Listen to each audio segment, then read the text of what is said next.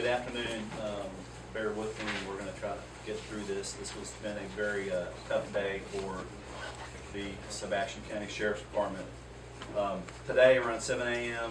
this morning, a call was received from our 911 center. Information from the caller: there was a subject by the name of Billy Jones that was later identified as Billy Monroe Jones, white male, 35 years of age, come to his father's home to take some tools. Jones had pulled a gun on his father. Then they contacted 911. About 708 deputies and officers, I believe, from the Greenville Police Department as well as Hackett Police Department arrived on scene. Shortly, about a minute later, it was reported that Jones had a rifle as well as body armor. Officers then were able to take cover. That time, Mr. Jones started firing at law enforcement officers who were at the scene. More officers and deputies arrived at the scene to take up a perimeter position. As this was happening, several things were developing. More information began to develop that Jones was wanted to cause what was told to us as a ruckus, and he was due in court in Fort Smith regarding a petition to revoke a suspended sentence charge. So he was going to court today for charges against him. About 7:16, law enforcement at the scene told dispatch that the suspect was in fact firing multiple rounds from what we possibly believe is an assault rifle. This continued for some time. More officers, troopers, federal agents started to respond to the scene. About 7:43 a.m., Hackett Police Chief Darrell Spells was hit by fire by Jones. He was grazed in the forehead, I believe. It took other deputies who braved the fire of the suspect to get Chief Spells and Deputy Cooper, who was also at that time shot at the scene, extracted.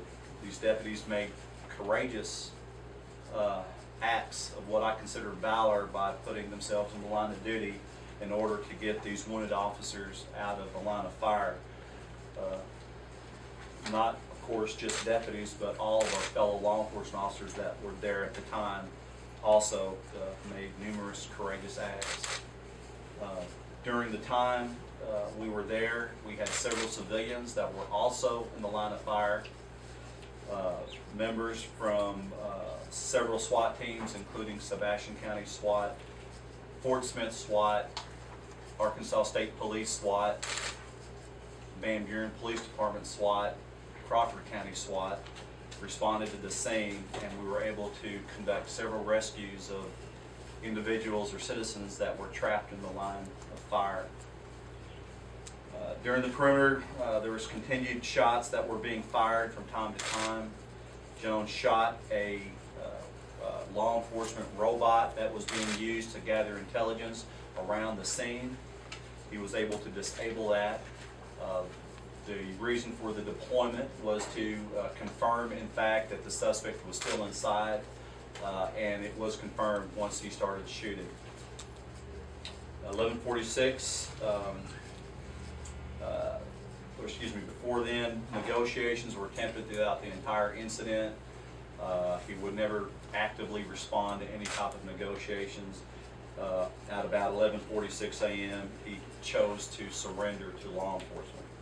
He was taken in custody by Arkansas State Police, Crawford County Sheriff's Department, as well as other agencies that were there.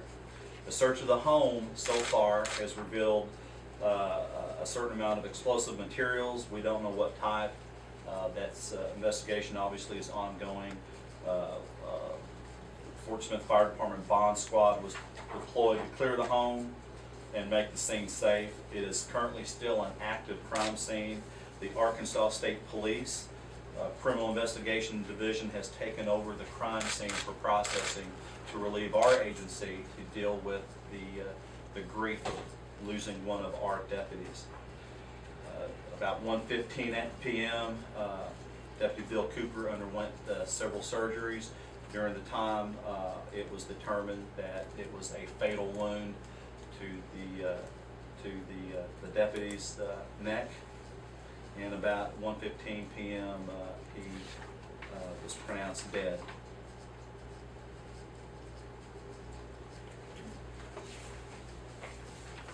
Deputy Cooper has been employed with our office since 2001. He's had a proud service within our department and has served on numerous occasions valiantly. He also previously served with the Fort Smith Police Department for 5 years and also served his nation with the United States Marine Corps. There was an estimated over 200 law enforcement personnel that responded to this active shooter type situation. As I said before, the crime scene is still under investigation.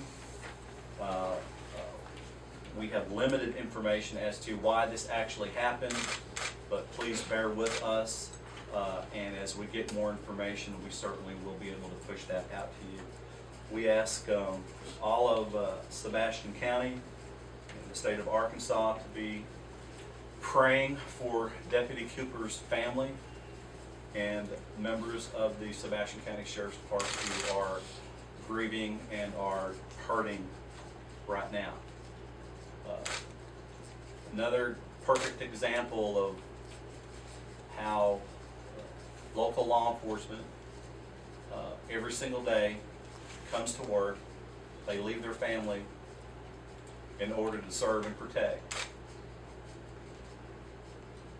I'm extremely proud of our department, the way that we've been handling this horrible situation. I'm extremely proud of the other law enforcement agencies that are standing and being represented behind me about the assistance that they have provided to our agency.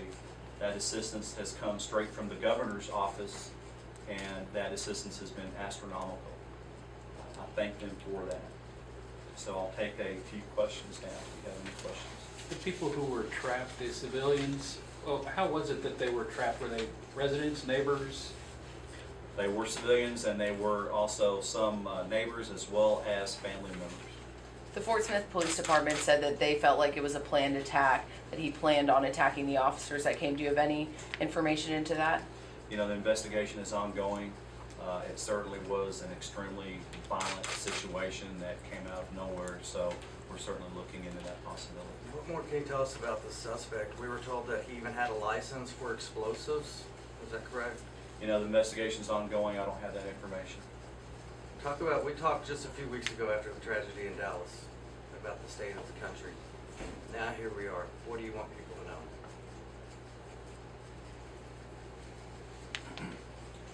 As I said earlier, I just want our community to understand the amount of sacrifices that our law enforcement officers give every single day.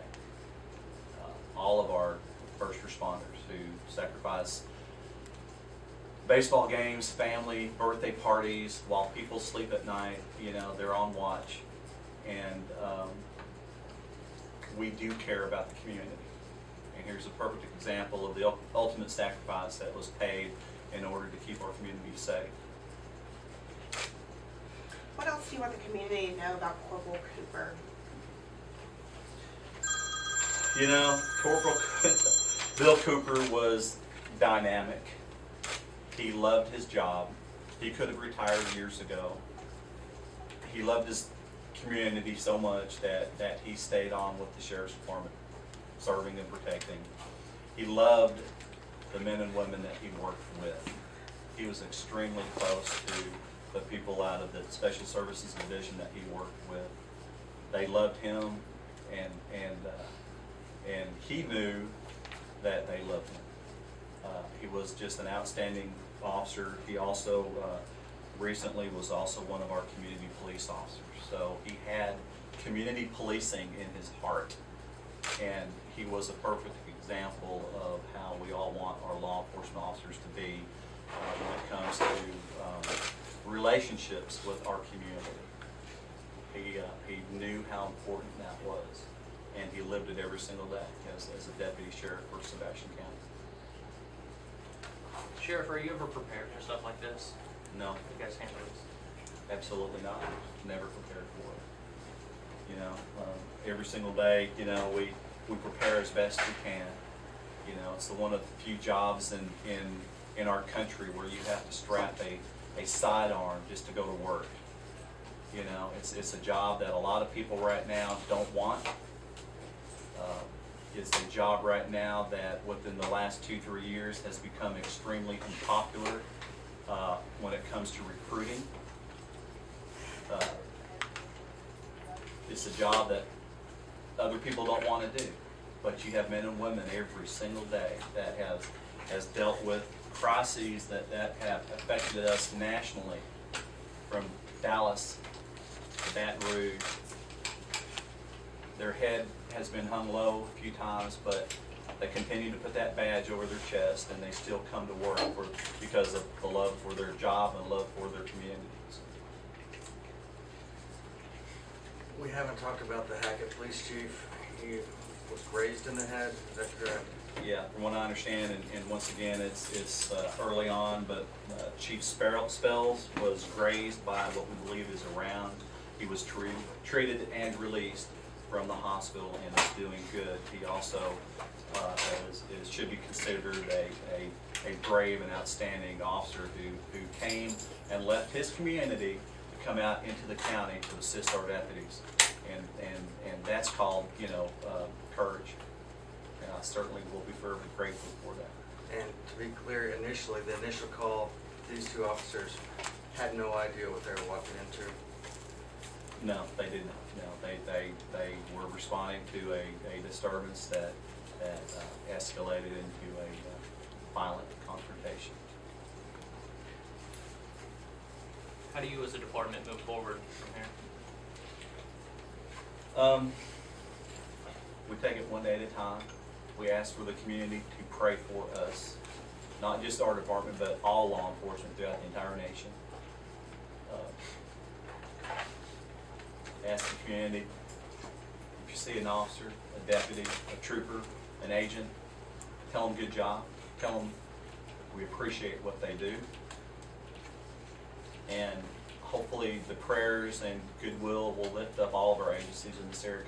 Because here's the thing about law enforcement. It's this is a tragedy for the Sebastian County Sheriff's Department, but we're all one big family. You have men and women in the law enforcement community right here, standing right beside me, right next to me, who are hurting as well. We had a horrible tragedy with a state trooper who was risking his life just the other day, trying to stop somebody who was driving on the wrong side of the freeway, risking his life to save others. You know, we have every single day. What I do ask is for the media to show the other side of the coin. Every day throughout our nation, our law enforcement does it right. Thousands of times a day, we do it right. Millions of times a year with every single law enforcement officer. And yet, over the last several years, it appears that we focus on those incidents where we mess up. And rightfully, we have to self-examine ourselves and own up to that. And it should be reported.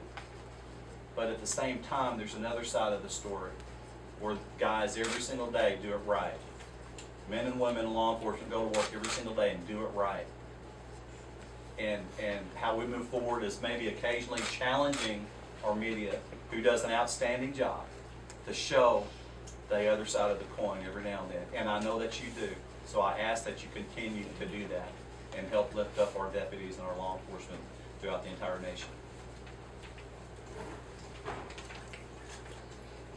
Yes, one other issue, I'm sorry, I forgot to mention that the canine officer, or excuse me, a canine that was being deployed by the Greenwood Police Department was also shot. And right now they are currently searching for that dog. So we have people who are actively looking for the canine that actually took a round from the suspect as well. So we're forever grateful to the Greenwood Police Department for deploying as well.